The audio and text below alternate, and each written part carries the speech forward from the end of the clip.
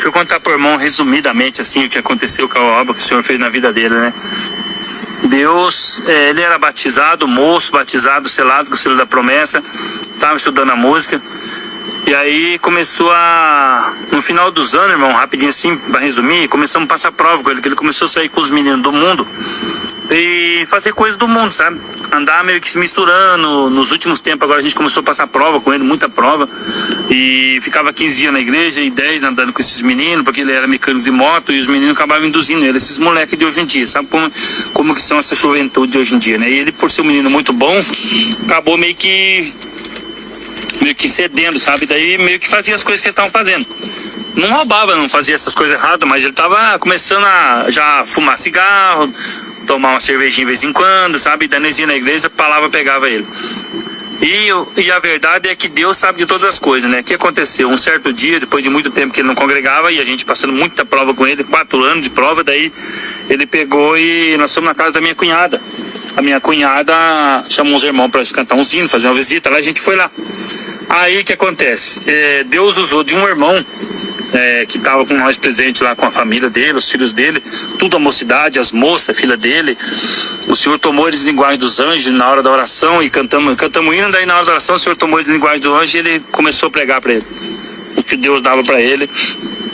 Ele pregou para ele a vida dele inteirinha, onde ele andava, o que ele fazia, e aí o Senhor falava dessa forma assim na boca do irmão: ó filho, o Senhor manda falar para você que quando aquelas pessoas que te cercaram para te fazer o mal e te levar você para os caminhos errados, o Senhor manda falar que ele vai passar como um vento forte. O que é dele ele vai segurar, o que não é dele ele vai mandar para a sepultura.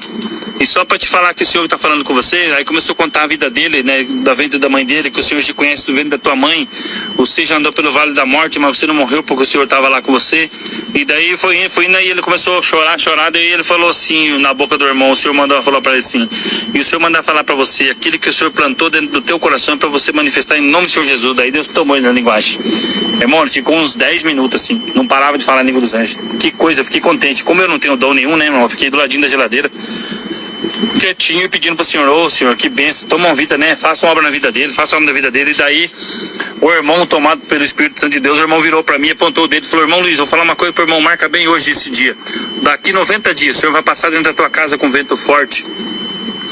Vai tocar na carne, vai ter dor, vai ter choro, mas é bom obra. E não se espante a forma que o Senhor vai fazer e nem aponta o dedo pra ninguém.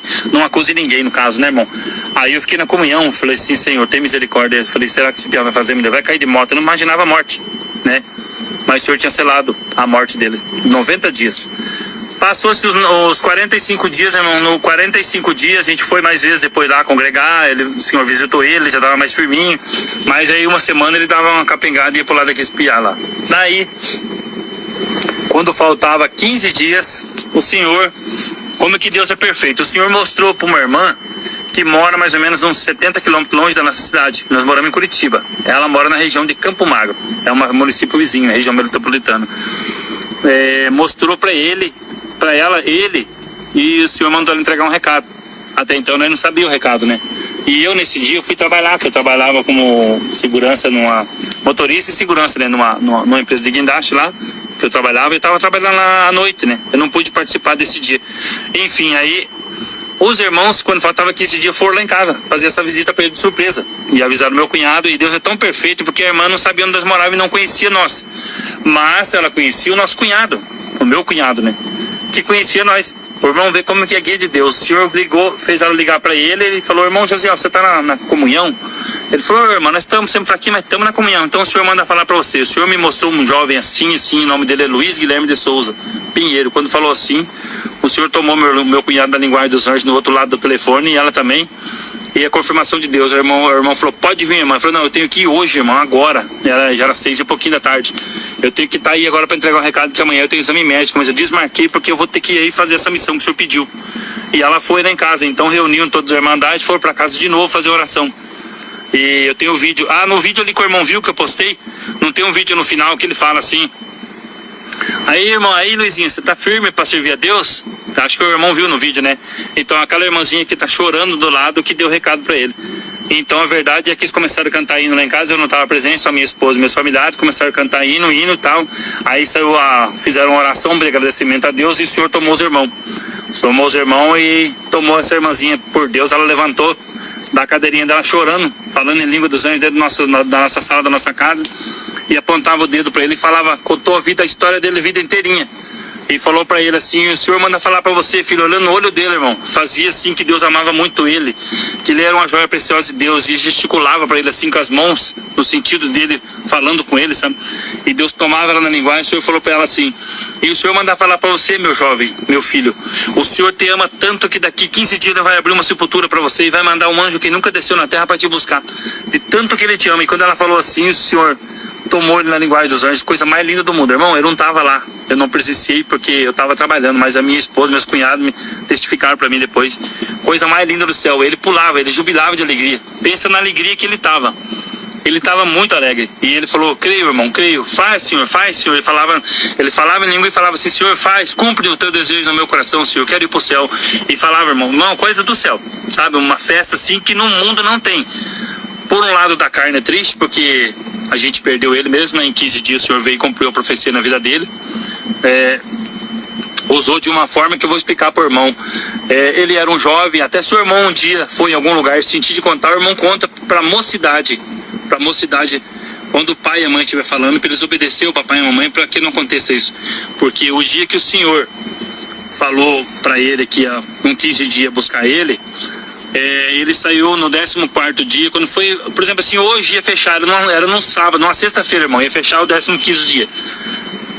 Antes dele sair, a irmã, depois que terminou a festança lá em casa, do céu, que a irmã pregou para ele, que o Senhor selou, eles cantaram muito, ficaram alegres, alegaram as almas de todo mundo, e ele ficou contente com a notícia que o Senhor falou para ele. Ele abraçou a irmã, pediu para a irmã, posso dar um abraço na irmã? A irmã falou, pode, filho. A irmã, pede para o Senhor cumprir a profecia na minha vida, que eu quero ir para o céu. Mas pede para o Senhor mandar o Espírito Consolador para meu pai e minha mãe, que eles vão sofrer muito. E eu estou fazendo eles sofrer, e eu não quero mais ficar nessa terra, eu quero ir para o céu. Ele queria ir para o céu. E assim o Senhor cumpriu o desejo do coração dele, né? Quando foi no 14º dia hoje, e amanhã é fechar 15 dias, a palavra de Deus nunca fica por baixo, né? Ela sempre se cumpre, né?